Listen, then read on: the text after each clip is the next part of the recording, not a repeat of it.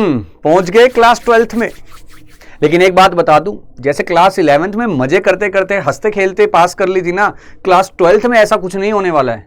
क्योंकि ये वो क्लास है जिसमें आपको हर एक बंदा यही पूछने वाला है, क्या सोचा है भाई कैरियर का, इसके बाद क्या करना है, 12th में बोर्ड की प्रिपरेशन कैसे करनी है, मार्क्स कितने आएंगे, परसेंटेज अच्छी आएगी या नहीं आएगी, बोर्ड्स के एग्जाम है, अच्छे से पढ़ लियो, इसी के बाद तेरा कैरियर है, इसी के ऊपर कैरियर डिपेंड है, फ्यूचर डिपेंड है। यानी कि सारी की सारी चीजें आपको सुनने को मिलेंगी आपकी फैमिली की तरफ से, अपने सोसाइटी की तरफ से या अपने रिलेटिव्स की तरफ से। सारी एक्सपेक्टेशन आपके ऊपर आपको देखने को मिलेंगी और इन्हीं चीजों की वजह से आपको होगा प्रेशर फील। लेकिन आपको घबराने की जरूरत नहीं है, क्योंकि आप वो ह्यूमैनिटीज अड्डा के स्टूडेंट, और ह्यूमैनिटीज अड्डा की टीम कभी भी अपने स्टूडेंट्स को ना ही अकेला छोड़ती है और ना ही कभी प्रेशर में आने देती है, क्योंकि हम स्टार्टिंग से सारी चीजें कवर करते हैं, वो भी एक सिस्टमैटिक तरीके से। तो हेलो दोस्तों, मैं विकास मान एक बार फिर से सबका स्वागत करता हूं आपके अपने फेवरेट चैनल ह्यूमैनिटीज अड्डा पर। देखो यार, कभी भी किसी भी जर्नी को स्टार्ट करने से पहले ना हमें उस जर्नी के बारे में पता होना चाहिए कि आखिर इस जर्नी के दौरान हमें क्या क्या चीजें देखने को मिलेंगी। ऐसे ही जब हम कोई क्लास स्टार्ट करते हैं तो हमें उसका सिलेबस पता होना चाहिए कि आखिर इसका सिलेबस क्या है, जो सब्जेक्ट्स हम पढ़ने वाले हैं उसके अंदर हमें क्या चीज पढ़ने को मिलेगी।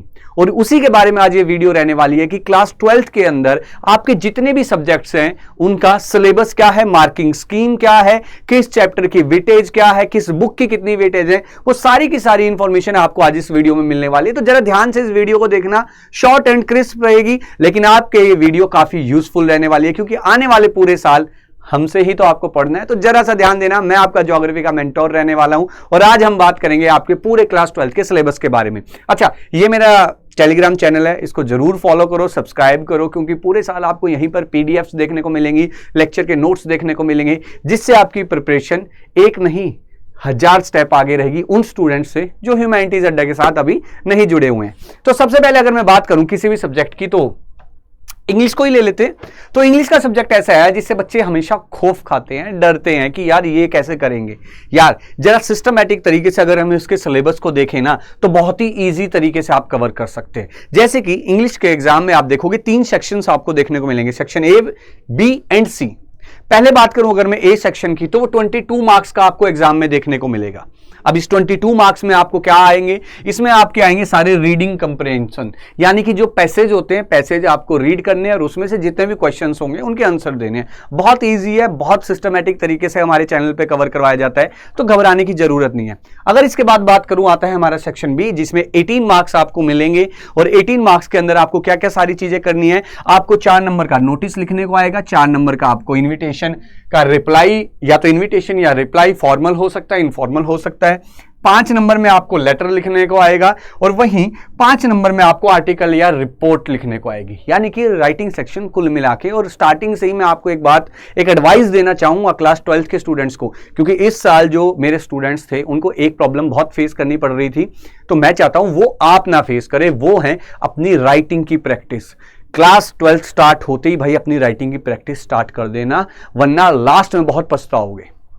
अगर मैं सेक्शन सी की बात करूं, तो सेक्शन सी में इंग्लिश में आपको लिटरेचर देखने को मिलती है। लिटरेचर में मेनली आपको 3 सेक्शंस देखने को मिलेंगे, फ्लेमिंगो, विस्ताज एंड पोइट्री, और ये कुल मिलाकर आपके बनते हैं 40 मार्क्स के। यानी कि इसमें आपको क्वेश्चंस देखने को मिलेंगे, क्वेश्चंस के आपको आंसर लिखने हैं, और वो लिटरेचर पोर्शन है। यहाँ पर आपको चैप्टर्स देखने को मिलेंगे, पोएम्स देखने को मिलेंगी, वो सारी चीजें जो आप बेसिकली 10th 11th में या 9th क्लास में आप कर आ चुके हो, वही चीज मेनली आपका सेक्शन सी रहने वाला है।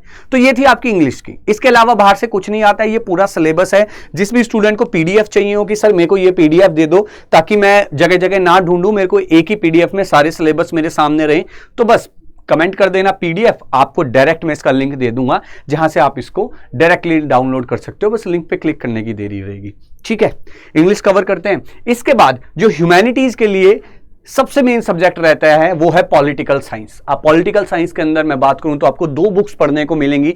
आपकी जो पहली बुक रहेगी वो रहेगी कंटेम्पररी वर्ल्ड पॉलिटिक्स। अब एक चीज ध्यान देना, पॉलिटी एंड ज्योग्राफी के अंदर आपको 2 ही बुक्स देखने को मिलती हैं, एक होती है वर्ल्ड से रिलेटेड, एक होती है इंडिया से रिलेटेड। तो ये जो पॉलिटी की बुक है ये वर्ल्ड पॉलिटिक्स से रिलेटेड रहेगी। इसके आपको टोटल 7 चैप्टर देखने को मिलेंगे, 7 चैप्टर्स देखने को मिलेंगे, और जिनकी टोटल वेटेज आपको क्या लगता है कितनी होगी? यार 80 नंबर का आपका एग्जाम होता है, 80 नंबर में से आपकी जो ये वाली बुक है ये 40 मार्क्स की आपको देखने को मिलेंगी। 7 चैप्टर होंगे। पहला होगा द एंड ऑफ बाइपोलैरिटी, दूसरा होगा contemporary centres of power, third होगा contemporary South Asia, international organisation, security in the contemporary world, environment and natural resources, and the last and 7th chapter होगा आपका ग्लोबलाइजेशन, जो होगा 4 नंबर का। बाकी सारे के सारे आपके 6 नंबर के रहने वाले हैं चैप्टर। ठीक है, ये बहुत जरूरी है यार, क्योंकि जब हम किसी भी चैप्टर को, अभी आप स्कूल्स में आप जाओगे, आप हमसे पढ़ोगे, तो आपको ये पता होना चाहिए कि इस चैप्टर की वेटेज क्या है और एक बुक के अंदर कितने चैप्टर है। क्योंकि ऑलरेडी अगर आप अपने माइंड को प्रिपेयर कर लोगे तो सिलेबस बहुत ईजिली और बहुत अच्छे तरीके से एफिशिएंसी के साथ क्लियर आप कर सकते हो, कवर कर सकते हो। ठीक है, इसके बाद अगर मैं बात करूं, अब आती है हमारी book number 2, politics in India since independence, यानी कि आजादी के दौरान से लेकर आज तक क्या क्या पॉलिटिक्स चली हैं, कैसे कैसे चली हैं, वो सारी चीजें आपको यहां देखने को मिलेंगी। टोटल इसके अंदर आपको 8 चैप्टर देखने को मिलेंगे। पहला है चैलेंजेस ऑफ नेशन बिल्डिंग्स, जो है 6 नंबर का। देन है and era of one party dominance, जो है 4 नंबर का। Politics of plan development 2 number का। इंडियाज एक्सटर्नल रिलेशंस, यानी कि दूसरी कंट्रीज के साथ कैसे रिलेशन है इंडिया के, 6 नंबर का, बहुत जरूरी चैप्टर है ये। बात करें challenges to and restoration of the Congress system, जो आपको 4 नंबर को देखने को मिलेगा। The crisis of democratic order, जो आपका 4 नंबर का है। रीजनल एस्पिरेशन 6 नंबर का। And the last recent development in Indian politics, जो आपकी 8 नंबर का चैप्टर रहने वाला है। अगेन मैं बार बार बात ये बोल रहा हूं कि भाई 12th क्लास में आपको राइटिंग की प्रैक्टिस स्टार्टिंग से करनी है, क्योंकि 11th में आपकी स्कूल के टीचर्स ही चेक कर रहे थे मार्क्स, कहीं ना कहीं आपको धक्का देकर 12th में पहुंचा ही देते हैं वो। ठीक है, कोई भी अपने स्कूल का रिजल्ट खराब करना नहीं चाहता, बट 12th में आपके बोर्ड की चेकिंग होगी। और इस साल जिन बच्चों की बोर्ड्स की चेकिंग हुई है उन्हें पता है कि नया सिस्टम आ गया है, एग्जाम कॉम्पिटेंसी बेस्ड आने लग गए, अब थोड़े टफ एग्जाम आने लग गए हैं पहले के मुकाबले। पहले डायरेक्ट पूछा जाता था, बट इस साल से बिल्कुल सिस्टम अलग कर दिया है। तो ध्यान देना यार, कॉम्पिटेंसी बेस्ड का मतलब है कि आपके कंसेप्ट क्लियर होने चाहिए, और कंसेप्ट जब क्लियर होते हैं जब आप स्टार्टिंग से ही एक पेस के साथ पढ़ना स्टार्ट करते हैं। अगर ईयर के एंडिंग तक वेट करोगे कि हाँ लास्ट में आगे यार 2-4 वीडियोस देख लूंगा, वो जो एग्जाम से पहले 2-4 दिन हफ्ते पहले वीडियो चलती है ना कि ये वीडियो देख लो सारा एग्जाम कवर, बेटा वो सिस्टम चेंज हो गया है। वो सिस्टम ना हम फॉलो करते हैं और ना हम प्रमोट करते हैं उसको। हाँ, हम कोशिश जरूर करते हैं कि लास्ट में आपके सिलेबस को कवर करवाया जाए, बट आप भी समझ सकते हैं कि एक आप पूरे 10 महीनों से पढ़ते आ रहे हैं और एक लास्ट के 15 दिन पढ़ रहे हो, तो क्या डिफरेंस आपको देखने को मिलेगा। तो ये बात अपने माइंड में जरूर ध्यान रखें। थर्ड जब हमारा जो सब्जेक्ट आ जाता है वो आता है ज्योग्राफी, जो कि मेरा सब्जेक्ट रहने वाला है। ठीक है, बोरिंग लग सकता है आपको, 11th में ज्योग्राफी आपको बहुत टफ लगी थी। 12th की ज्योग्राफी बिल्कुल टफ नहीं है, 11th की भी टफ नहीं है, वो टफ इसलिए लगी शायद आप मुझसे नहीं पढ़े, बट इट्स ओके। 12th की ज्योग्राफी बहुत इंटरेस्टिंग रहने वाली है भाई, मजा आ जाएगा तुम्हें पढ़ के, मैं गारंटी देता हूं। ये तुम ये कहोगे कि सर जी ये तो ज्योग्राफी है ही नहीं, ये तो ऐसा लग रहा है कि हम आम बातचीत कर रहे हैं, और उस बातचीत के दौरान ही आपका सारे सिलेबस कवर हो जाएगा। और इस साल ऐसे बहुत सारे स्टूडेंट्स हैं जिनके 100 आउट ऑफ 100 मार्क्स आए हैं। अभी एक बोर्ड का रिजल्ट आया है और राजस्थान बोर्ड का भी रिजल्ट आया है, उसमें 100 आउट ऑफ 100 वाले बहुत सारे स्टूडेंट्स हैं जो मुझसे पढ़ रहे थे। तो आपके भी आएंगे, बस आपको कंसिस्टेंसी से मेरे साथ पढ़ना पड़ेगा, एक फोकस रहकर। ठीक है, दाएं बाएं का ध्यान रखो, मजे लो, लेकिन खेलो कूदो घूमने जाओ, लेकिन जब पढ़ने का समय हो तो वो 1-2 घंटा ध्यान से आपको पढ़ना है। तो अगर मैं बात करूं तो हमारे 2 बुक्स ज्योग्राफी के अंदर देखने को मिलेगी। पहली है fundamentals of human geography, text book आपकी 12th की है, जो ये वर्ल्ड के पॉइंट ऑफ व्यू से है, वर्ल्ड कॉन्टेक्स्ट पे। अभी तक आप फिजिकल पढ़ते आ रहे थे, अब फिजिकल कुछ नहीं होगा, यानी कि रिवर माउंटेन्स कुछ नहीं पढ़ना है। अब ह्यूमन ज्योग्राफी के बारे में बात करेंगे, ह्यूमंस के बारे में हम बात करेंगे। इसके अंदर आपको पहला चैप्टर देखने को मिलता है ह्यूमन ज्योग्राफी, जो आपका रहता है 3 नंबर का, यानी कि जैसे लास्ट बुक 11th क्लास में पहला चैप्टर था आपका, ठीक है, वैसे ही ये पहला चैप्टर रहेगा। ये पूरी ज्योग्राफी के बारे में जो आप बुक्स दोनों पढ़ोगे उनका एक आपको बेस स्ट्रॉन्ग करके देगा, बेस क्लियर करके देगा। देन हमारा आएगा the world population density distribution and growth, and then आपका आएगा ह्यूमन डेवलपमेंट। ये दोनों चैप्टर मिला के आपके 8 नंबर के बनते हैं, क्योंकि यूनिट वाइज वेटेज है इसकी। देन हमारा आता है primary, secondary and tertiary activities, और transport, communication and trade, and then international trade. ये सारे चैप्टर आपके कितने हैं? 19 नंबर के ये चैप्टर बनते हैं, यानी कि 19, 8, 3। साथ में आपको देखने को मिलेगा 5 नंबर का मैप वर्क, यानी कि पहली बुक में से आपको 5 नंबर मैप का आएगा। ऐसे 35 मार्क्स बनते हैं। ऐसे ही हमारी सेकंड बुक आती है इंडिया, पीपल एंड इकोनॉमी। इसमें हम ह्यूमन ज्योग्राफी ही पढ़ेंगे, लेकिन इंडिया के कॉन्टेक्स्ट में पढ़ेंगे कि इंडिया के अंदर कैसे कैसे सोसाइटीज रहती हैं, क्या काम करते हैं, कहाँ पर किस टाइप का एग्रीकल्चर है, वो सारी चीजें। पहला chapter population distribution density growth and composition, यानी कि इंडिया की पॉपुलेशन कितनी है, कैसे है, कहाँ पर ज्यादा है, कहाँ पर कम है, हाईएस्ट कहाँ है, लोएस्ट कहाँ है, वो सारी चीजें। देन आप पढ़ेंगे ह्यूमन सेटलमेंट, यानी कि कितने तरीके के गांव होते हैं, कितने तरीकों के शहर होते हैं, वो आपको 3 नंबर का देखने को मिलेगा। Land resources, water resources, mineral and energy resources, and then planning and sustainable development, ये सारे चैप्टर्स आपके 10 नंबर के बनते हैं। देन आपका आता है transport and communication and international trade, जो आपका 7 नंबर के दोनों चैप्टर हैं, यानी कि यूनिट 4। एंड यूनिट 9 है geographical perspective on selected issues and problem, यानी कि ज्योग्राफी की जो हमने पूरी पढ़ी है उसके अंदर क्या क्या हमें प्रॉब्लम्स देखने को मिली, उन प्रॉब्लम्स के बारे में पढ़ेंगे और उनके सॉल्यूशन के बारे में, जो है 5 नंबर का बहुत इंपॉर्टेंट चैप्टर है। सीधा 5 नंबर का क्वेश्चन आपको देखने को मिलता है। और 5 नंबर का आपका आता है मैथ सेक्शन, और यही आपको मैं लगा रहा हूं परेशान करेगा अगर आपने सही तरीके से इसको कवर नहीं करा। लेकिन घबराना नहीं है, आपका भाई आपके साथ है, पूरे साल आपके साथ है, बढ़िया तरीके से कवर करवाऊंगा। मैं कह रहा हूं कि उंगलियों पे ज्योग्राफी करवा दूंगा, गारंटी है इस बात की।